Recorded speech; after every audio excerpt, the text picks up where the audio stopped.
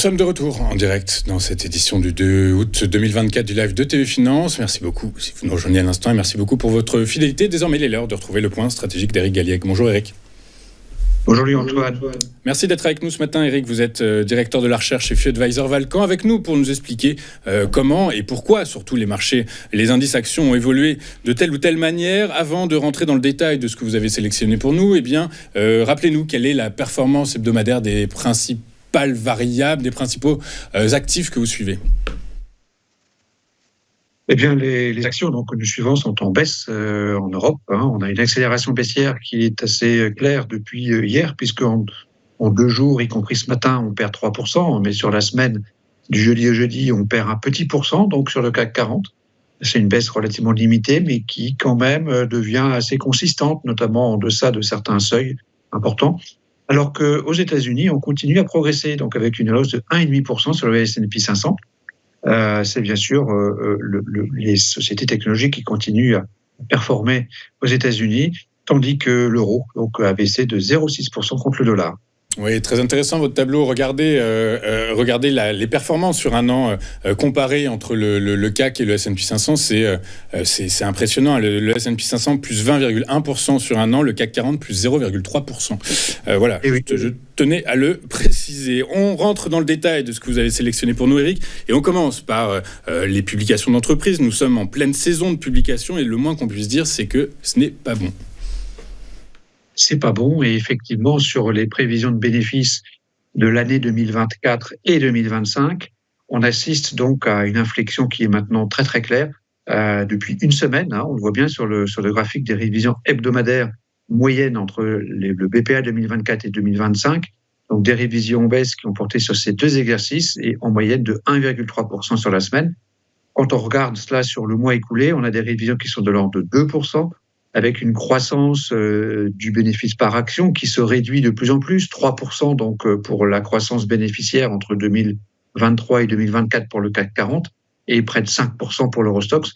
Ce sont des niveaux de croissance qui diminuent régulièrement, et c'est pas sans rappeler ce qui s'est passé au cours de l'année 2023, où on attendait une croissance beaucoup plus forte que le résultat final qui a été négatif. Exactement. On va poursuivre avec une nouvelle banque centrale de pays occidental, de pays industrialisés qui effectue son pivot. C'est la Banque d'Angleterre cette semaine qui a annoncé baisser pour la première fois en 4 ans son principal taux directeur. Résultat, alors vous allez nous en parler, mais notons quand même qu'il n'y a plus que la Fed qui n'a pas fait son pivot. Toujours est-il que la Banque d'Angleterre a baissé ses taux, confiante dans le fait que l'inflation britannique est rejoint ou va rejoindre rapidement, en tout cas, les 2%. Oui, donc ça nous montre à nouveau que le cycle de baisse des taux est bien enclenché. Il a commencé avec la BCE au mois de juin. L'Angleterre suit cette tendance, suit ce phénomène. Effectivement, on peut rajouter que les déclarations qui ont pu être faites au cours de la semaine écoulée par Jay Powell notamment montrent que on pourrait avoir aussi, c'est pas impossible que la Fed baisse ses taux en septembre. Donc c'est le mois prochain, le temps passe, et donc c'est vrai qu'il est devenu maintenant non pas évident, mais probable que la Fed baisse ses taux en septembre, ce qui permettra de dire qu'effectivement nous sommes bien dans une phase baissière en taux monétaire, ce qui n'est pas d'ailleurs sans rapport avec la phase baissière aussi sur les bénéfices, puisque s'il y a une baisse, je dirais, de taux des banques centrales, ça veut dire que la conjoncture économique se dégrade un peu et ou que l'inflation est plus stable, mais les 2 phénomènes sont liés. Exactement. Du coup, on reste dans cette actualité monétaire, puisqu'avec un peu d'avance, la Bank of Japan a annoncé relever ses taux, a accéléré sa normalisation monétaire pour soutenir le yen, évidemment. C'est la décision sous-jacente. Yen soutenu qui pourrait, in fine, apporter du pouvoir d'achat aux ménages et donc relancer la consommation. C'est ça, finalement, qui est derrière. Qu'est-ce que vous en pensez, Eric ? Alors oui, grosse activité monétaire avec, sur la politique monétaire avec donc le Japon qui a effectivement annoncé une hausse des taux. Alors c'est un peu à l'opposé de ce qui se passe dans le monde occidental, mais effectivement la Banque du Japon a une attitude totalement différente. La Banque du Japon n'avait pas remonté ses taux du tout, donc elle n'est pas dans une phase baissière, mais plutôt de normalisation de moyen long terme de sa politique monétaire.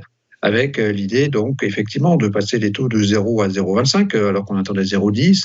Elle a aussi annoncé que les hausses de taux allaient se poursuivre, que le taux neutre était encore éloigné du taux actuel. Donc ça veut dire qu'on a vraiment une forme d'escalade entre guillemets des taux monétaires qui est annoncé par le président de la Banque du Japon. D'un point de vue du quantitative easing, on a aussi la volonté de réduire les rachats d'obligations du Trésor japonais, qui, comme vous le savez, sont le sport national depuis longtemps, avec effectivement l'idée sous-jacente, probablement plus que de redonner du pouvoir d'achat aux ménages, c'est plutôt de défendre le yen. Le yen dont le cours a énormément baissé et qui, de par ce phénomène, pourrait enclencher un phénomène d'inflation importée. Et c'est un des éléments qui a justifié cette normalisation monétaire du Japon, qui, comme on le sait, est un pays assez atypique, qui a commencé très tôt à racheter sa propre dette, sa dette nationale, dont la Banque centrale possède une partie très importante. Très clair. On finit avec ces statistiques en provenance d'Eurostat. Cette semaine ont été publiés les niveaux de croissance économique de la zone euro et de ses composantes. Ce qu'il faut noter, c'est que, on n'avait pas vu ça depuis longtemps, mais c'est les pays du Sud qui surperforment ceux du Nord. Et notamment, on pense à l'Espagne. Exactement. Le fait d'être dans une zone économique intégrée permet de je dirais, compenser des phénomènes récessif en Allemagne par une croissance beaucoup plus importante au sud. Donc c'est vrai que l'Espagne, avec une croissance annualisée, un rythme annuel de 2,9% sur son deuxième trimestre, surprend. C'est une bonne nouvelle. C'est un pays qui ne bénéficie pas que de son tourisme. C'est aussi les exportations qui qui ont bien augmenté, les exportations espagnoles. Tout ceci est d'autant plus favorable que l'inflation n'a pas augmenté non plus. Donc voilà, c'est un exemple intéressant de pays qui arrivent à réaliser une performance économique très correcte, avec une amélioration donc de ses déficits qui diminuent. Et donc c'est plutôt une bonne nouvelle. Et effectivement, et malheureusement, l'Espagne est beaucoup moins importante que la France ou l'Allemagne au sein de la zone euro. Néanmoins, c'est un petit rayon de soleil qu'on voulait ajouter à cette chronique et cette notation de l'actualité hebdomadaire.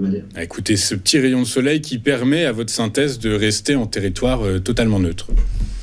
On est neutre, voilà. On considère qu'effectivement, il y a eu une sorte de balance entre cette nouvelle japonaise qui est négative, parce qu'effectivement, le Japon est un pourvoyeur de monnaie, notamment par les opérations de carry trade, qui donc sont perturbées par une politique monétaire qui devient plus agressive, plus restrictive, entre guillemets, parce qu'on reste toujours dans des rachats d'obligations d'État qui sont très importantes.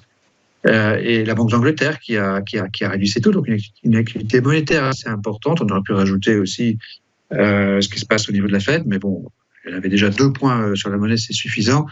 Le vrai point négatif de la semaine, c'est les révisions en baisse des prévisions de bénéfices qui deviennent significatives, voire très significatives en Europe, alors qu'on a ce petit rayon de soleil espagnol qui vient limiter le côté négatif et nous permet d'avoir un bilan neutre sur cette semaine. Le petit rayon de soleil espagnol. Toujours au sujet de cette actualité monétaire, on aurait aussi pu parler de la Banque populaire de Chine qui, par 2 fois, la semaine dernière. Alors c'était la semaine dernière, du coup, effectivement, ça ne rentre pas dans le cadre de ce que vous disiez, mais globalement, les banques centrales sont à la manœuvre actuellement, et donc il faut, ce sont des informations qu'il faut évidemment prendre en compte. Vos recommandations d'investissement avec cette synthèse, j'imagine que elles restent identiques à la semaine dernière. Alors, avec, je dirais, notre analyse du risque donc est neutre sur cette semaine. Elle modifie relativement peu le bilan semestriel que nous mettons à jour chaque semaine. Donc, au total, on est dans un niveau de risque moyen, par rapport à une norme décennale. Donc, du côté du risque, on considère qu'on est à peu près moyen, avec effectivement sur les bénéfices un petit peu de risque de révision en baisse supplémentaire, mais globalement on est relativement neutre sur ce sujet. La dynamique des prix reste favorable en Europe, donc sur l'Eurostoxx et le Stoxx, on reste toujours dans une tendance favorable. Donc on considère que la vitesse acquise par la fusée boursière en quelque sorte est suffisante pour compenser les vents contraires qui se renforcent.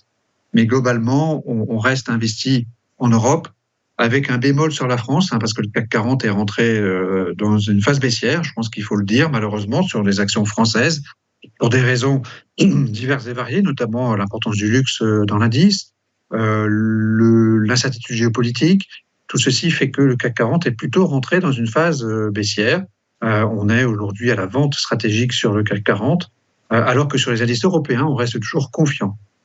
Oui, très clair, effectivement. L'indice parisien, indice français, en totale dichotomie avec ses homologues européens. Effectivement, on ajoutera que la spécificité française, c'est cette non-visibilité, c'est le risque politique qui n'a toujours pas trouvé de réponse à l'heure actuelle. Merci beaucoup, Éric, d'avoir été avec nous tout au long de cette saison. Je vous souhaite d'excellentes vacances. On vous retrouve évidemment à la rentrée. Éric Galliègue, vous êtes directeur de la recherche chez FI Advisor Valcan, avec nous tous les vendredis pour décortiquer l'actualité, nous expliquer comment réorganiser son portefeuille en fonction de vos analyses de cette actualité. Merci beaucoup, Éric. Je vous souhaite une très bonne journée, de très belles vacances. Nous, de notre côté, on marque une courte page de publicité et on se retrouve juste après pour la suite et la fin de cette édition du 2 août 2024. À tout de suite sur TV Finance.